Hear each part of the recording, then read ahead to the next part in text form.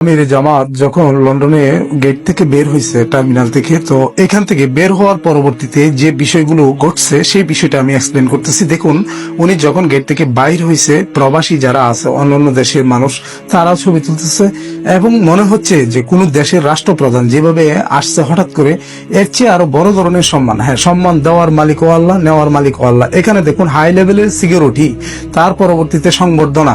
তো এখানে যে বিষয়টা হচ্ছে, উনার ভিতরে বিন্দু পরিমাণ অহংকার নেই বা গর্ববোধ করার কোনো কিচ্ছু নেই। রাষ্ট্র যদি চালানোর কোনো ব্যক্তিত্ব থাকে তাহলে বর্তমান জমানায় এমন নেতা পাওয়া খুব কঠিন ব্যাপার।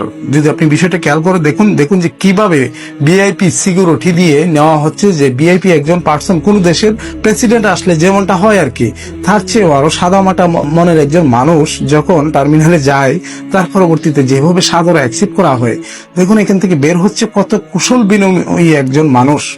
এটা সহজে এই ধরনের আমির পাওয়া খুব কঠিন। রাষ্ট্রপ্রধান যদি কেউ হয় তাহলে এমনই হওয়া উচিত। বাকিটা আপনার কমেন্টে জানাবেন। দেখুন কত সম্মান। আসলে সম্মানের মালিক কে জানেন? আল্লাহ। আবার সম্মান নেওয়ার মালিকও আল্লাহ। সুতরাং এটা সম্মান উনি অর্জন করছে এবং বাংলাদেশ জামাতে ইসলাম অর্জন করছে, এটা আপনার মানতে হবে।